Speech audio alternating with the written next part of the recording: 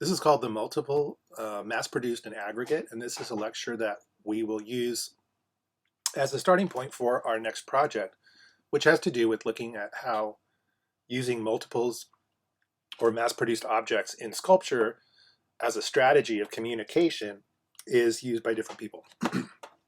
The first artist I'd like to show you is Chris Burden. This was put up in 2008 at the LA County Museum of Art. You can see it today in Los Angeles. It's on Wilshire Boulevard. Uh, Chris Burden is a quite well-known performance artist, conceptual artist from the 70s and the 80s, and he also taught at UCLA for a while. Just the being in the midst of these is kind of incredible. It's like this man-made forest, which is really neat. They used to not let you take pictures, but now I suppose they do. So, but again, it's about the intersection of mixed, mass-produced objects and how those things can occupy space in ways that are not customary. The next series of work I want to show you is by a friend of mine, Yuki Nakamura. She was a studio mate of mine in Seattle, Washington. And this is her project called Filament that she installed at Seattle. I think it's, yeah, Seattle Municipal Building. They call it City Light Headquarters, which is the electrical, like SDG&E. And these are made of porcelain. And she's an incredible ceramicist. I think really she does a lot of mold making, slip casts. And so this is an installation that she did at Seattle City Lights. And I think that there's a video. I haven't seen it in person, but I think this is a video that plays over the installation on the wall. And here you can see the full size of it. And I think in the middle there, where there's that light, is kind of like an oscilloscope type of video projected onto the installation. These are all made from a slip cast, which is a plaster cast made out of an original two-part plaster cast. We're going to be doing some making molds similar to slip casts, but the way a slip cast works is that the plaster the plaster negatives operate as kind of water sinks, and so you can pour what's called slip, which is a highly liquefied form of clay, and you put it in there and you pour it out, and whatever residual is left in there over and over and over, what you do is you build up layers, and the plaster over time leaches out the water in the clay body, leaving a relatively firm, solid form. And so she did this with porcelain, and if you're a ceramicist, you will know that porcelain is a very durable, hard clay body. Relatively, I think, kind of hard to work with, but I'm not a ceramicist, so I don't know. But it's fired at a very high temperature, and it takes some finesse, because I feel like at those high temperatures, if you don't do it right, you really risk the risk of exploding clay bodies. The next project by Yuki is the Dream Project. And I remember seeing this in Sculpture magazine a number of years back. I was happy to see her work in there. And this is for her brother, who passed away unexpectedly at a young age. And he was really into soccer, and he coached youth soccer. And so she did this beautiful piece. She did a slip cast of the soccer ball. I mean, like a slip mold of a large soccer ball. And these are also porcelain, high fire. Part of the beauty of the piece is that as they hang there with the joyful colors, there's the kind of deflating ball in different stages of deflation. And if you think about losing someone unexpectedly, it could, if you've never lost anyone, it could be like a pet or something like that, where there's a routine to seeing that person every day, or talking to them every day, or just thinking about them every day and knowing that they're there. And I think that deflated ball is kind of a metaphor for that slow leak of how people's memories and how we remember each other kind of slowly leaks away over time. And it takes some getting used to.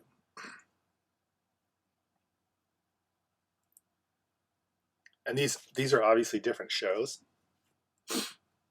And here's another version of that piece. I read around on the internet a lot, looking for different artists, contemporary artists, and what kind of things that they're doing. I don't know Vic Quesada, but I think some of the work that he's doing is interesting. He's an indigenous Latinx artist. He identifies as, I think they, but he looks at playing around with the kind of everyday archaeology of objects. These are, this piece is called Table Remains from 2018, and these are ceramic trays. They're variable dimensions. And I'm not exactly sure if that's a glaze or if he's treated the ceramic in some way to make it look burned. But you can kind of look at the display of an everyday object like this. Maybe you can think of like going to IKEA and getting a tray or something like that, right? This kind of lunch tray was used commonly all over the place, is still in some inner city schools and stuff. Here's another version of that exhibition. And again, thinking about the multiple, thinking about not necessarily identical objects, but multiple objects. And so what's interesting about the work that I'm showing you in this that I think is interesting is that artists have created unique objects in mass, and they are presenting them in a way that kind of depersonalizes them through the number of objects that they are presenting. So it's a way of talking about generalities and or talking about, say, lunch tables in general. It reminds me of the free lunch programs in poorer inner cities in Oakland, California, Los Angeles, California, from the Black Panthers. And it also talks about a kind of working class existence where there was a sort of factory floor of lunch kind of things. But everybody will have a different resonance with whatever that tray means to you. This is Dominic Sansone. I think this slide might be slightly out of place, but I'll see. He's known for doing large room installations. I think this is an earlier project, and his, I think I have this on a slide for you guys next, but his current body of work is a critical response to disproportionate role of the military-industrial complex in society. And his practice has been heavily influenced by time spent in the aerospace industry, where he was responsible for producing, fabricating, and assembling drawings for satellites, military aircraft, and mobile artillery units. By the way, this piece is called Fuck Your Wall, childhood memory number 061287. This project's called New Millennium Mall of America. An installation, same artist, Dominic Sansone. Again, we're talking about the casting or the use of multiples in art. You can see here that he's using materials in a way that is not precious, and he's using the multiplicity of the castings to send a message of almost like anonymity. If you think about being in the military, my dad was in the military. I was not in the military, but there is this sense that I learned from him is that you're simply a number when you start. Everybody starts the same. And so there's this kind of anonymity about your body and about yourself and about your mind. So it looks like these folks right here, the faces in there, are very non-specific. They could be anyone. And it's kind of scary in the sense it looks like there's this sort of teeth, these monsters. Invaders Must Die is a work about the hordes of loyal and mindless drones. This is from his quote, swallowing whole what they are told as reality and willfully participating in advancing their ideology through whatever means necessary. You guys can pause this if you want to read it. And this is a large column that was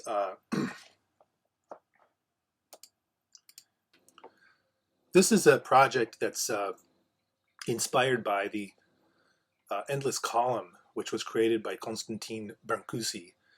and that's spelled Brancusi, if you'd like to look it up. And he said it was like a direct inspiration for this piece. And it's a testament to the Romanian dead of World War I. And so he he talks about, he calls them the facilitators of death, and I'm not sure what that means, but it could mean the politicians, or it could mean generals, or it could mean any number of people who are involved in the management of war.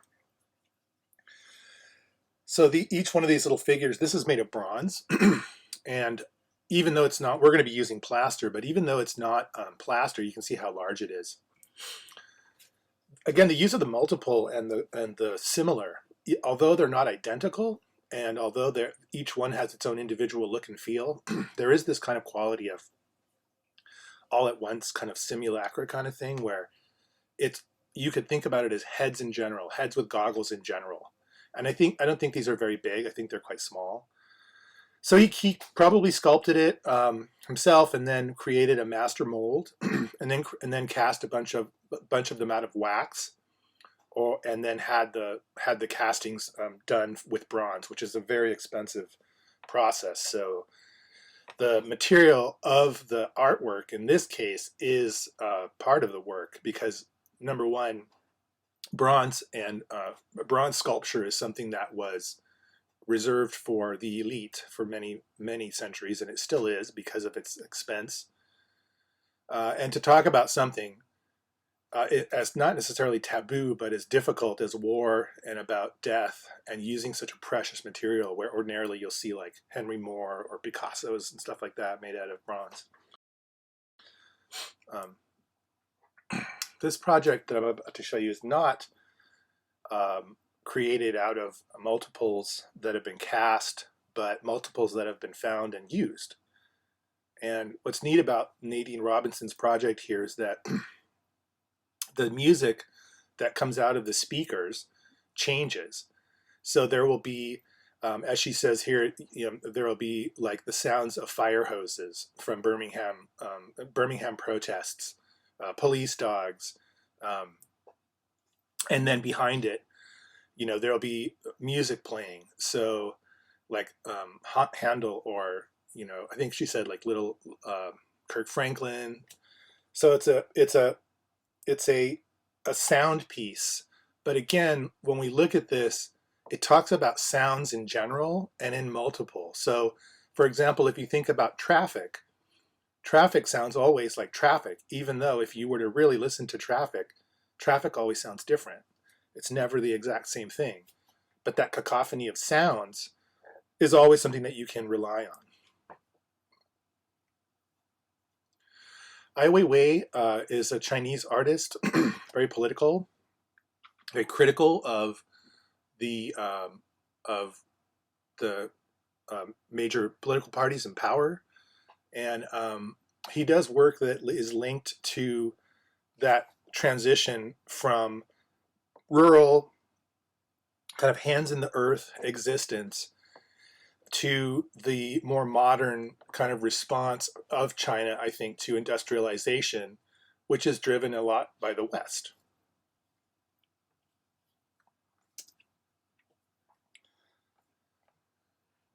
This project he created these little, I think they're porcelain sunflower seeds, and each seed is hand painted, and he's cast a bunch of them.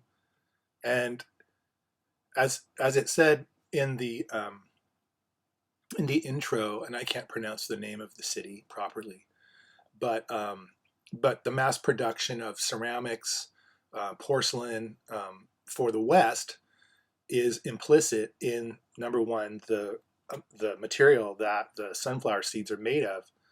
But then also, here's again, sort of like that previous piece that's made out of bronze, you have this piece that's made out of porcelain, which is ordinarily reserved for very fine, like what's called, in quotes, China, because it was created in China. It's a high fire a clay body, and it has kind of associations with wealth and status. And here he's made the most humble thing in the world, a sunflower seed, out of clay, and each one painted individually. And this right here is in the Tate Gallery in London, which used to be a giant, I think it was like a foundry. When I was there, this space, I was there a number of times. Look at how big that space is. So when you look at this, you're actually looking down across this very, very large hall, or not really a hall, it's like a building where they, I think there was large machinery there that would extrude steels and stuff like that, but I'm probably wrong. And you can walk on top of the seeds and they make this kind of weird crunching, like it's almost like you're walking on a pebble beach, a small pebble beach.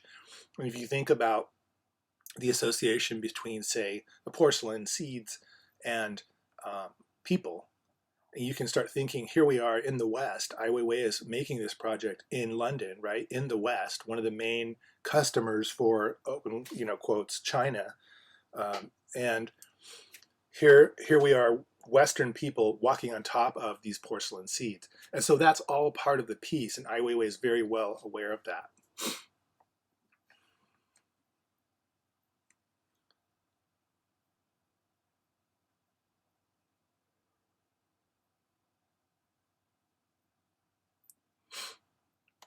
So this is Field, and this is Anthony Gormley, and he is an artist. I think he is English, um, but he's done a lot of work where he uses multiples, and again, not identical copies, but multiples.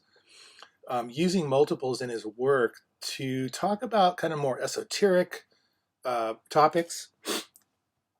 This is one of the early iterations of Field, and it's for the Art Gallery of South New Wales in 1989. So this is an old photo, but you can see here's a more recent photo that he's begun to mass produce these objects. I saw this piece in the La Jolla Museum of Contemporary Art in the early 90s.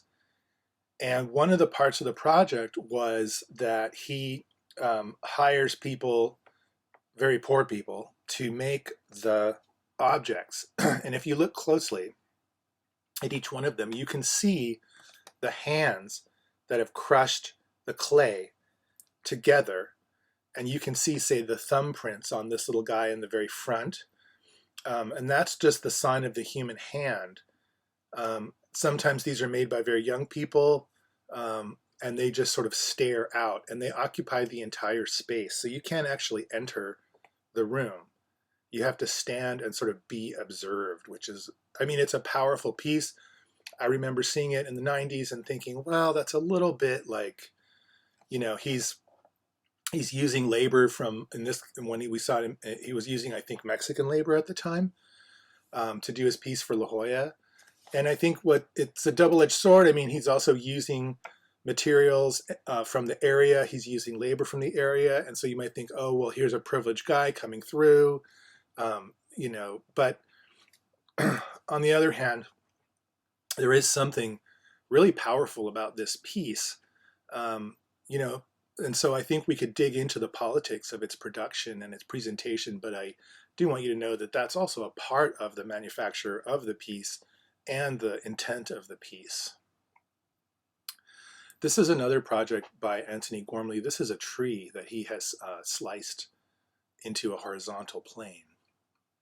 And again, even though it's not identical copies, it's multiples. And then it really has you thinking about what's a tree, right? A tree is usually upright, vertical, and in this case, it's horizontal. This is also Anthony Gormley. He deals a lot with the human form, the human body, and I think just this is a public art piece in a European city, which I have to get the information for you guys, but he deals with the human body a lot in his artwork, and in some ways, by virtue of just simply connoting the body, you're talking about a relationship between identity and space. So there's been many iterations of this piece. I've seen different versions of it.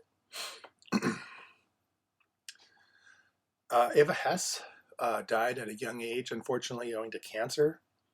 But she was really an amazing artist in the sense that She became one of the very well-known artists in a scene of art in the 60s that was dominated by men and very strictly curated, let's put it that way.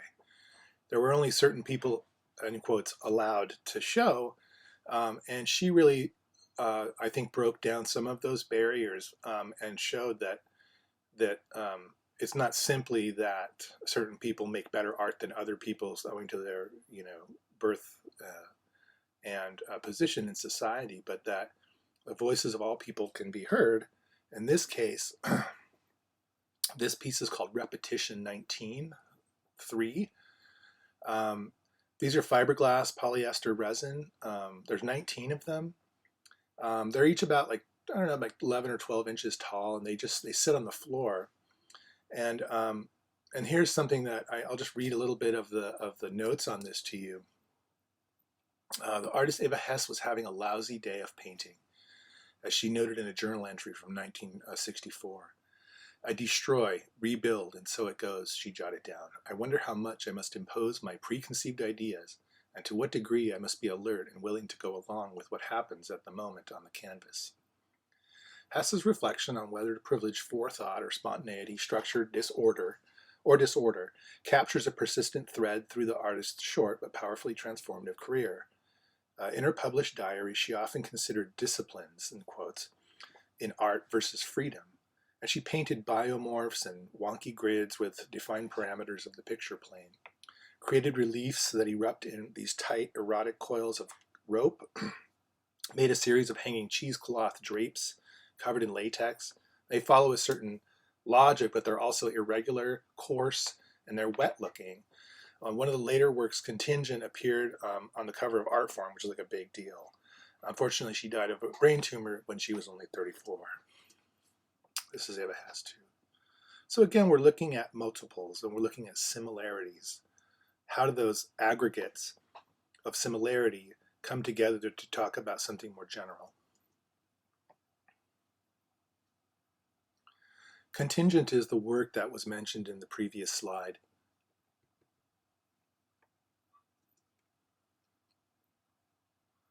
One of the difficult things about Eva Hesse's work, I think, is just the preserving it. Latex is inherently an unstable material, and it doesn't last very long at all. Contingent, I'll read the little quote here. Contingent from 1969 is one of Eva Hesse's most iconic works, completed not long before she became terminally ill. She had a continued fascination with fragile and ephemeral materials. She liked having fun with the ability to transform materials, playing against their natural quality. She used surface and form to play linguistic games, situating her sculptures in position where visual slippage was possible. A form might read both as an internal organ and a phallus. This is the quote.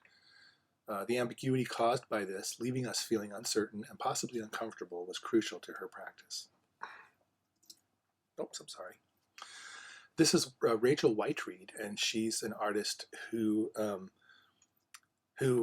has become quite well known for doing early work using castings of the negative spaces of things. So what she does is she actually casts, this is the inside shape of a box, a cardboard box made solid. This is the installation here, and you can see that that's also at the Tate Modern, the same place that Ai Weiwei's project was.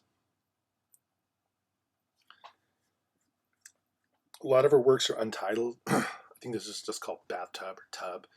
And you can see that what she has done is made not the bathtub itself, but all the space around the bathtub. You can guess what that is.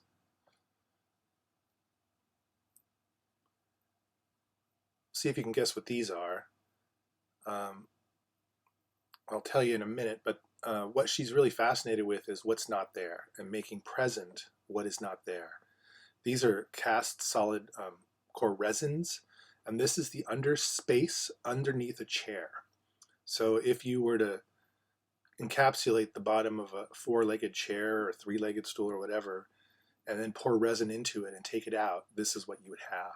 And so these are the spaces that are underneath human beings when they're sitting. This is another version of that same project, all in the same color. Her work found some controversy, however, in the early 90s. She went to a neighborhood in England, and it was a poor neighborhood, working class neighborhood, where there were these things called row houses, and row houses are kind of like mass-produced homes meant to be low, like a low rent or subsidized rent.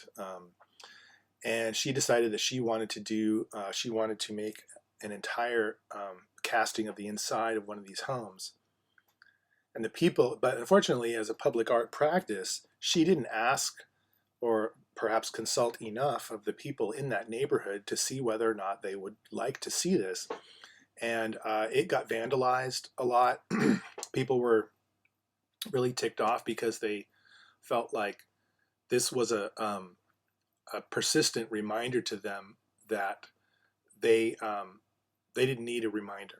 They knew that where they lived, and this sort of gray concrete version of what they perceived as a symbol of their status in society was nothing that they wanted to see out in the real life, because they already came from the inside of it, and it ended up being removed. This is the inside of a mattress. Sorry for the quality of the slides. So you can start to see the negative spaces. This is underneath of a staircase. And this is the negative space of bookshelves in a library. I'm showing you this because we're going to be doing casting, and I just wanted you to think about how casting is about space and about occupying space with a material. This is Tara Donovan, and I think I put some videos of both Tara Donovan and Rachel White-Reed on our Canvas page. This is Untitled. It's just styrofoam cups. She did a show of this in the Museum of Contemporary Art in downtown San Diego. There was a different installation, though. These are straws set endwise into a wall. It's really hard to photograph, and it's just phenomenal to see it in real life. It's really hard for your eyes to get purchase on it, but they're just clear drinking straws that have been set endwise into the wall, and they undulate with the light. It is impossible to get a decent photo of this project. I tried. This is also Tara Donovan. These are toothpicks, and what she did was she created this 4-foot by 4-foot square cube, and then pretty much just packed toothpicks into the cube, and then took the walls of the cube off. And so the only thing holding the toothpicks together is just the crush and the static tangle that they create together, and that's why there's some falling down. And this is the same thing, except these are straight pins. And again, this is a 4-foot by 4-foot solid square of straight pins. And there's something really interesting about it, because the tension, you realize that at any minute, this whole thing could, under the right circumstances, begin to kind of disintegrate. The piece in the front is safety glass that's been, it's like safety glass that is made to shatter instead of crack.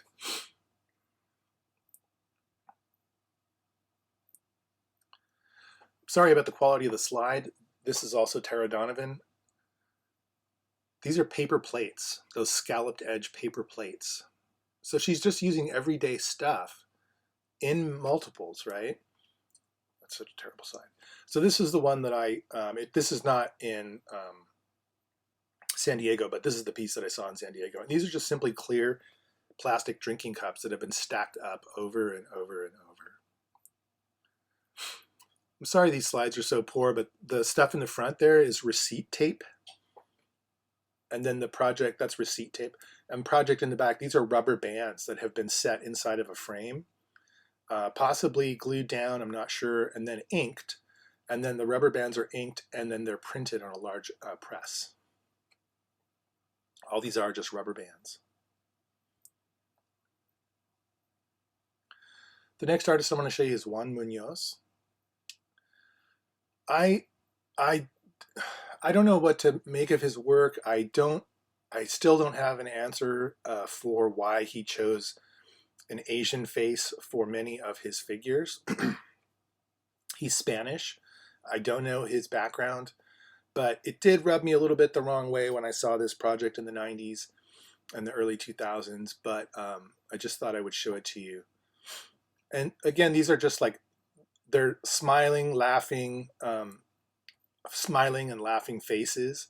And he does these projects. There was one at the Geffen Center of Contemporary Art in downtown LA a while ago, and there was one.